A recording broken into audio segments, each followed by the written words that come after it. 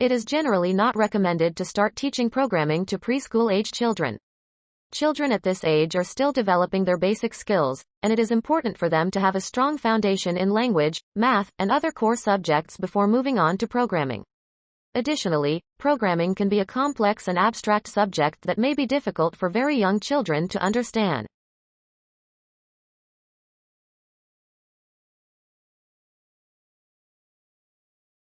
That being said, there are some educational resources that are designed for children as young as 4 years old and can introduce basic programming concepts in a way that is suitable for their age and level of understanding.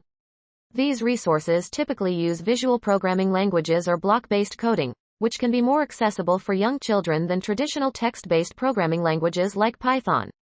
It's always a good idea to consult with a child's teacher or a child development specialist to determine what activities and subjects are most appropriate for a child's age and ability level.